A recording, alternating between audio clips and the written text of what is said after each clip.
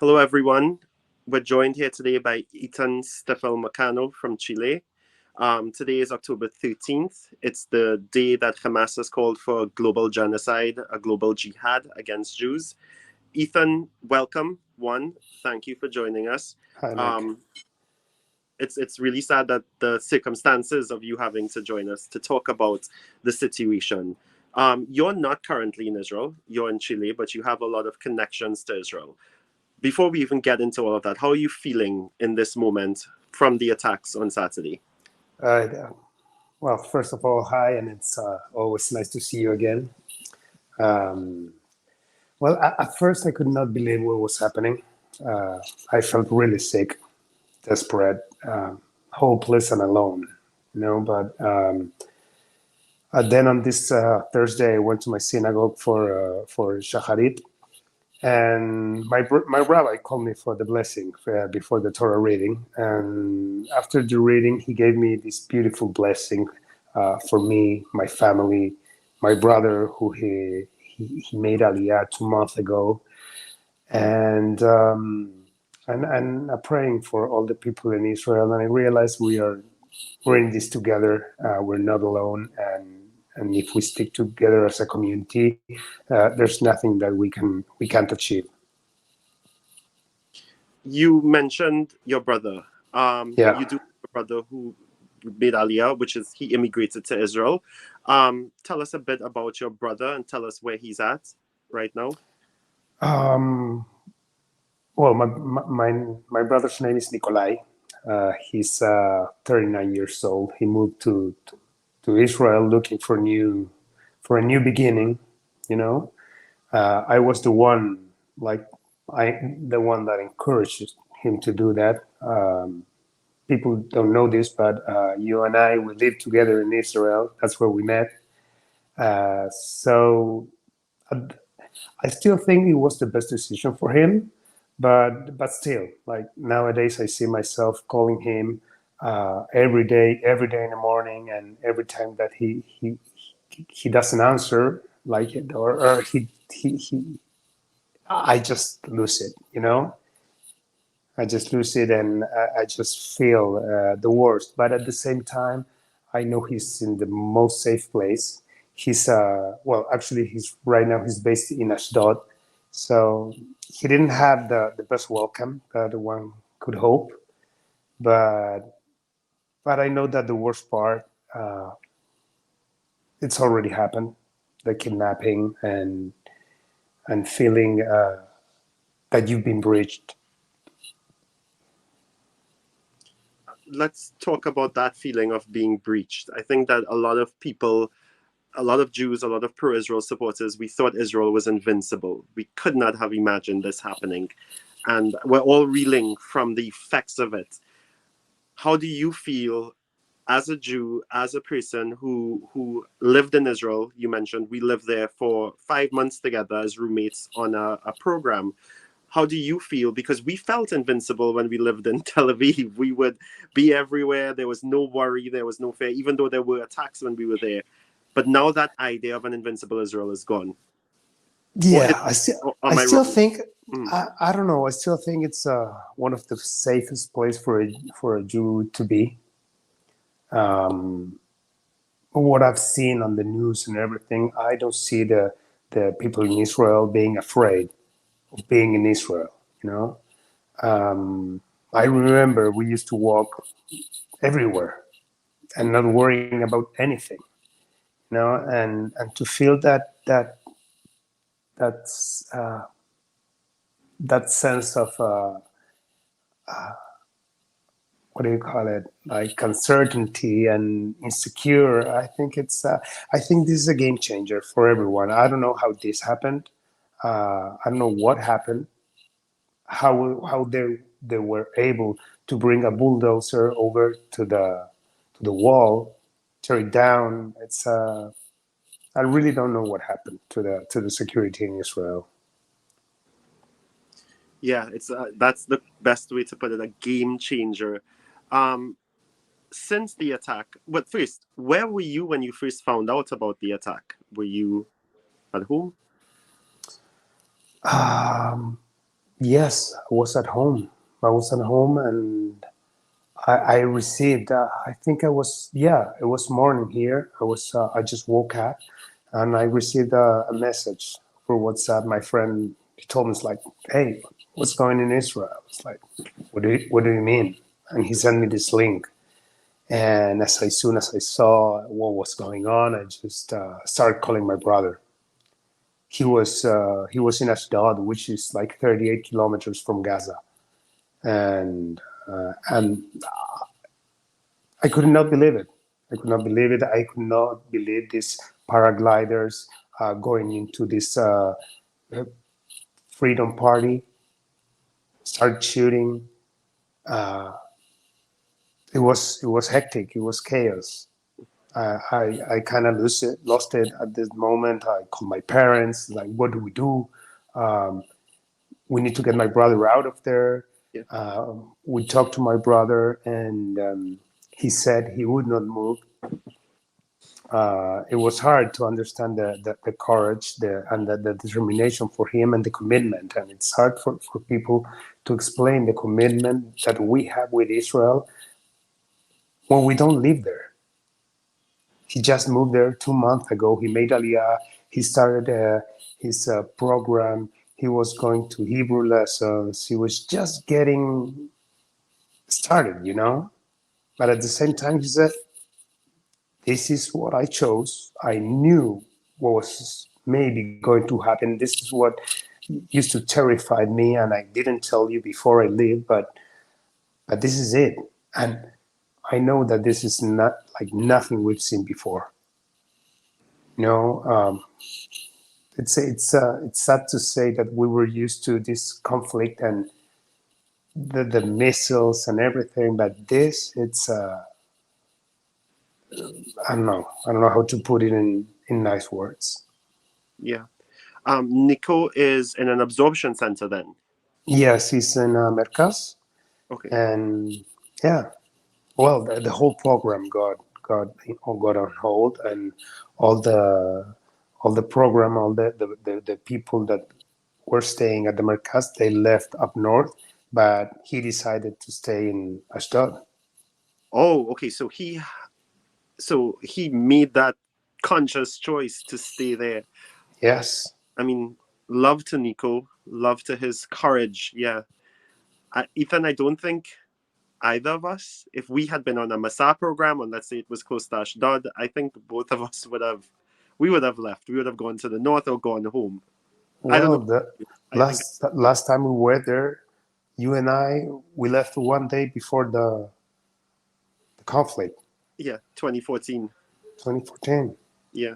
One day, and the next day, the airport got shut down. No one Mhm. could get out.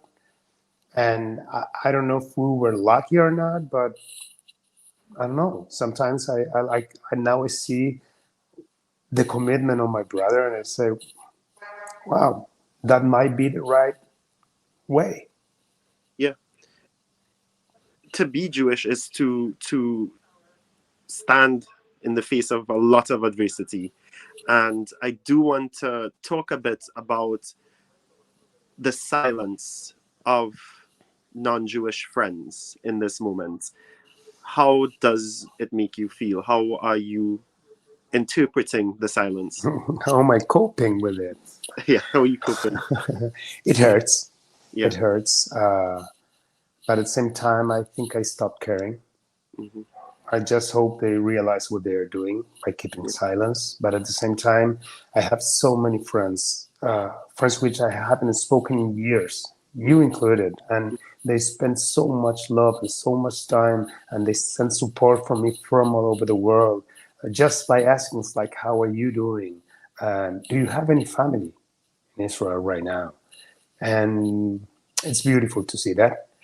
And with my silent friends, I try to understand. Um, Here in Chile, the Palestinian community is the second biggest. It's around 400,000 Palestinians in Chile, and the Jewish community, it's only 20,000. And we get really along. It's that both communities have helped Chile to thrive, and it's hard not to be mad at everyone at the same time. As a Chilean Jewish who has lived in Israel, my connection and commitment, it's something that they will never understand. And sometimes I see posts like, right now, this is not against Jewish and Palestinians. It's Hamas. It's a Yeah. terrorist organization, and they try to make a comparison. Like, okay, yeah, but Israel has done so many atrocious things a long time, and I go like, okay, hold on a minute. This is not against Palestinians. It's. I think it's time for the world to wake up. Ethan, I mean, you mentioned I didn't know that the Palestinian community in Chile was that large, and Yeah, I didn't realize that the Jewish community was that small. And with Hamas calling for a global day of jihad and genocide against Jews, how are your yeah. feelings of I safety? read what Khaled Mashal was Hmm. asking to the Palestinian community to do, and that's why today, I will be more Jewish than ever. I will never stop going to my synagogue and celebrating Shabbat with my family. I will walk out of the synagogue with my kippah or yarmulke with my head held high. I will not yield to this. And we did once. We did yield. They took us to the slaughterhouse, and that's not going to happen again. I think for the Jewish community, this is the time to get more close to your rabbis, to your community, to your family, to do more tzedakah, to study more Torah, and I'm sorry, but Judaism, Jewishness, it's all about life, and Hamas, it's all about death, and they've shown that. And I think we need to stop this Yeah. once and for all. Hmm. You know, was it last year? I think it was 2 years ago. There was another Hamas attack, but it was missiles. It wasn't as bad as this, although missiles are equally as bad. And I remember a lot of Jews being afraid to wear your Magen David with your Star of David necklaces, and a lot of people were hiding. And I used to wear my Magen David everywhere, and I don't know where I put it, so I didn't want to buy another one, so I bought a Shema so people wouldn't really know what it is. But I think what you're saying is so affirming, Ethan. I love your approach. You need to own your Jewishness in light of this. We can't let them put us into fear and hide. I mean, this is the one thing that they can't take away from us. They Yeah, tried once, yeah. they almost succeed, Hmm. and I Ethan. know it's different for every country. Hmm. Here in Chile, I don't feel unsafe. Not for not for being Jewish. I might get maybe into some riot or something, and yeah, it could be dangerous, but I don't feel in danger. Not here. Have there been any attacks today or in the past against Jews in Chile? Not that I remember. Maybe some alarms, something, but nothing like in Argentina with the bombing. It's okay. So it's different. The communities are. I mean, you're also very much smaller than Argentina. The Jewish Yeah, community very yeah. much smaller. You're not as prominently in the open as the Argentinian Jews are. Um, Ethan, now we talked about Israel, but I think we need to let the audience know the fact that Israel exists as a practical place of escape. Like, let's say, God forbid, Chile has an enormous earthquake or there are reprisals against Jews in Chile. Where are you going to go? The only place I have. Yeah. The only place I have. The only place I feel safe. Like really. Like I've been to Israel maybe 3 times. 3 or 4 times, and every time I make a step in Israel, I feel home. I feel this energy. I feel I belong. I'm not a foreigner. and I might look like European or whatever, but once they hear that I'm Jewish, everything changes. Hmm. They embrace you, and it's so hard to receive that. You Hmm. know, That's a special. sometimes you feel foreign in your own country. Yeah, yeah, and that's the specialness of Israel is that's Yeah, home. That's home.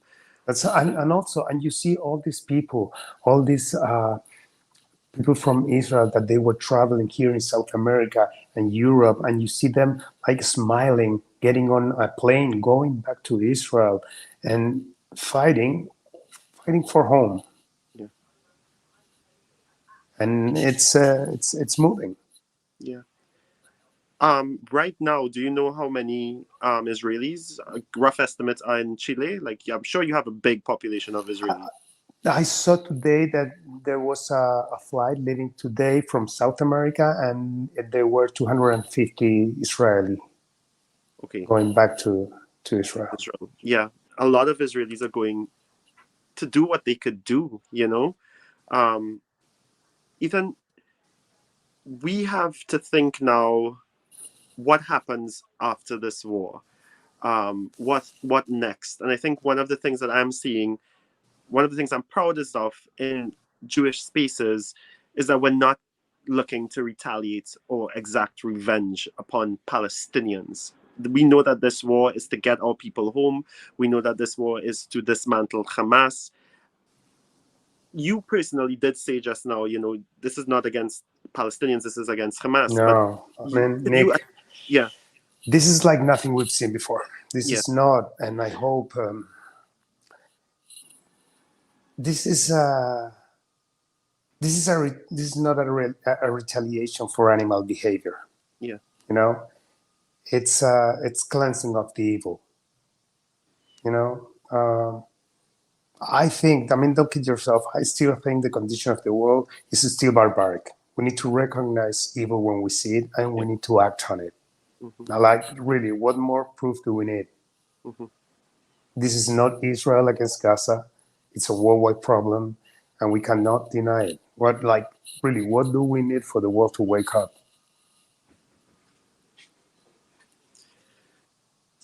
That statement, Ethan, I don't know because I still see people justifying what Hamas did. And you said, hold on, let's just look at, but there's so many people who are willing to give Hamas an excuse.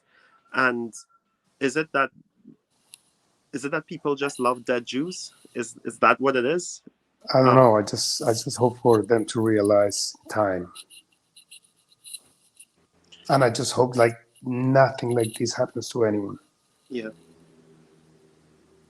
I hope so too. Ethan, what is has the Chilean government um, issued any stance on this? No. Nothing, nothing. Actually, the president he didn't make any response after 48 hours, and he just retweeted someone's post. Wow. It's actually It's the really same. sad. It's the same here in Trinidad. They've said nothing, but sometimes Ethan, them saying nothing is actually a good thing. They're not taking the side of Hamas. That's what we could look at the silence as. Yeah, but I think here the president and I we all know he stands with Palestine. He's very strong with them. This year, the Israeli representative he came here to deliver the letters from Israel, and the president didn't receive them. Wow. And yeah, it's sad. We would like to have some support and not be biased for one side or another. Yeah. Just be human. Yeah. Ethan, you have said over the years, since we both left Israel at different points, but you have said over the years that you did consider going back. And even during this year, what are your thoughts about that right now? I mean, you were just married, you're newly married, so it's Um, your wife to put it. It's no longer just Ethan traipsing around Tel Aviv. no, not at all. My wife, she converted to Judaism. She we met like she met my family. She met our way. She met.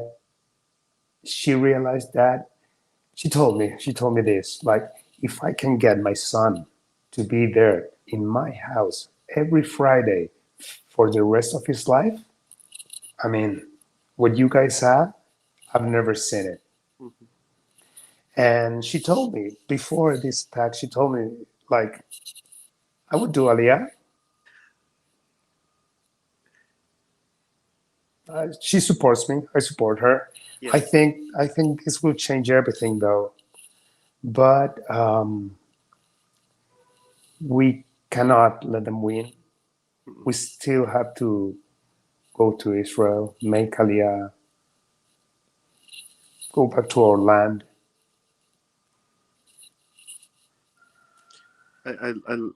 I think about Danny now. I mean, she converted only a year ago.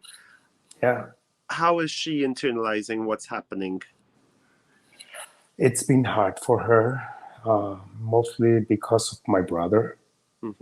You know, when you have family, everything changes. And we've all been struggling trying to get a good night's sleep.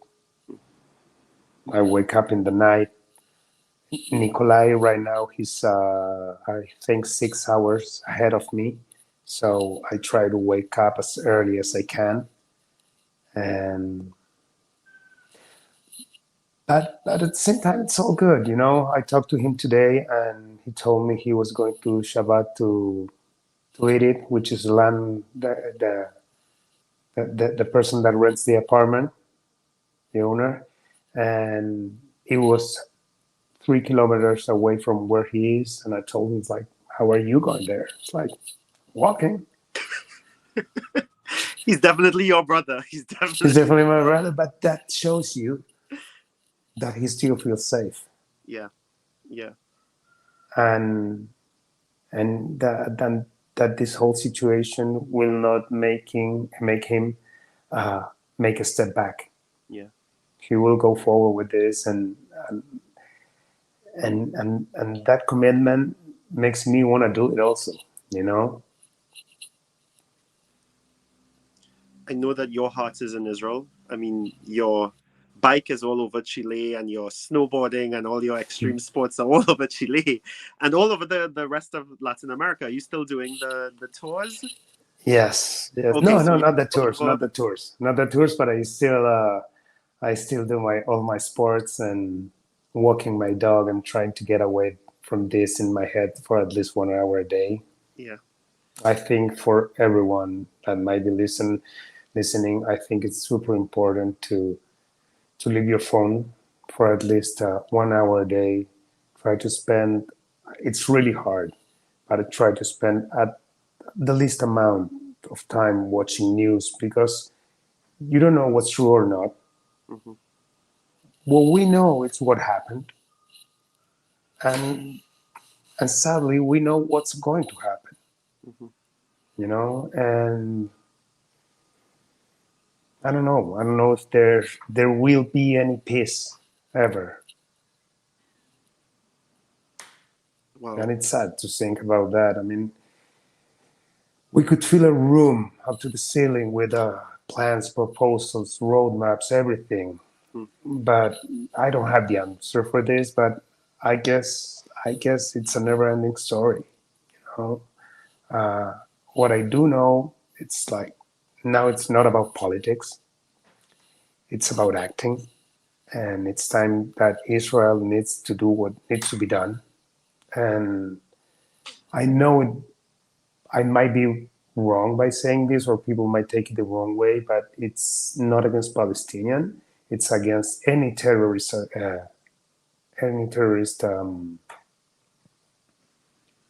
forgot what to say. Organization, but this is something that should have happened a long time ago. Yeah. Yeah. Like Um. this does no favor for the Palestinian people, Mm-mm. neither for us. No. It's there's gonna be a lot of casualties on both sides. Uh, I know they feel trapped in Gaza. Egypt won't open the doors. It is really sad. It is really sad, and we cannot close our eyes and say everything's okay, or I don't know. Like, I see the world, and I think this is a horrifying place to be right now. I agree. But we still are seeing so many sparks of hope. We're seeing, so much love, Yes. so much unity. Yes, no, not yesterday. This morning, there's people. A girl shared a story where she didn't know what to do.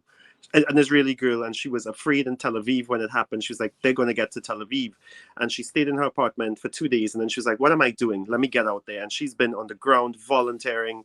We're seeing so many people coming together. Tell me what's happening in terms of the Chilean Jewish community. Are you guys doing anything? Because there's so much to be done, but we don't know sometimes who to get to Yeah. mobilize. Like 2 days ago, there was this march, like people walking with flags and everything. But at the same time, there is not much to do besides trying to teach people or talking about this, and not be violent about it, and not trying to convince the other side, because that's not going to happen. They will not convince us, and we will not convince them. Mm-hmm. Um, we have to take the higher ground, and okay, let's pause for a minute and try to talk about this. Let's not bring the conflict over here. Mm-hmm. We've been doing just fine here, Palestinians and Jewish, but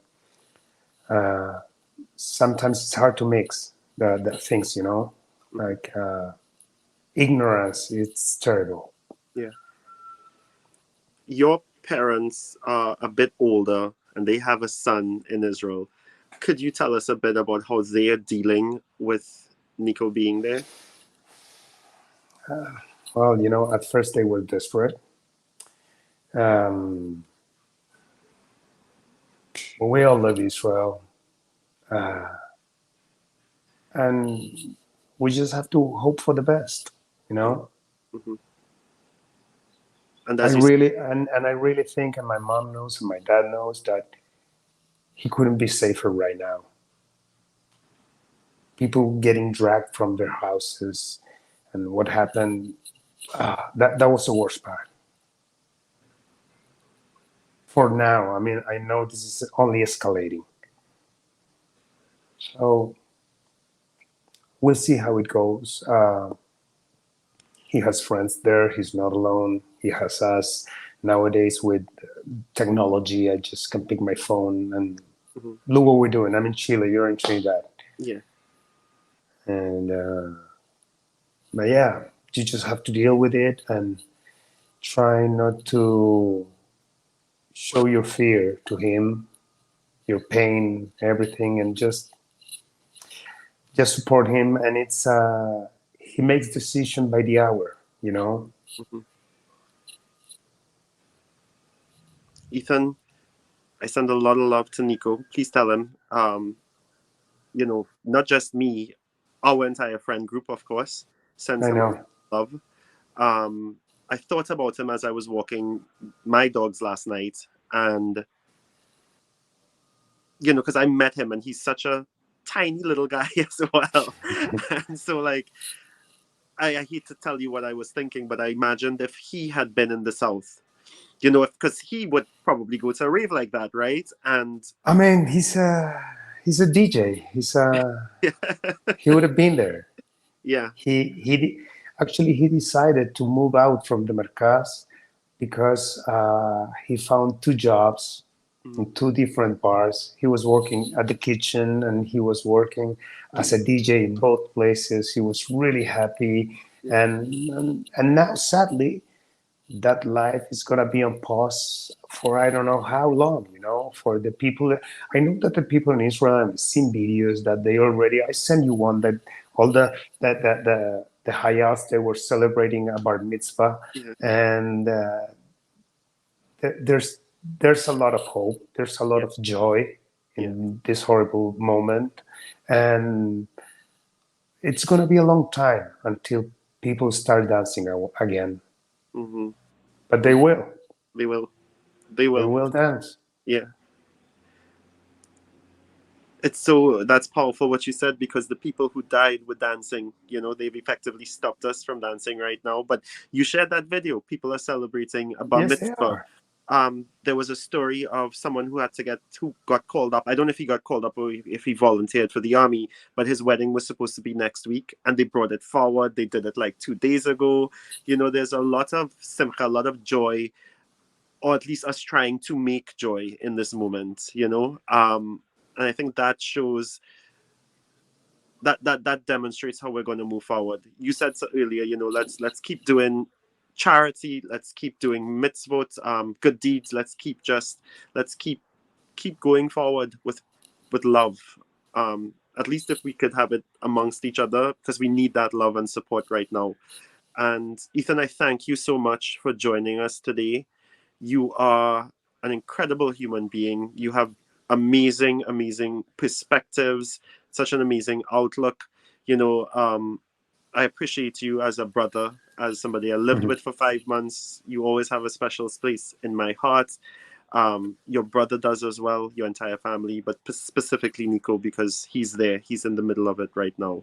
I love you.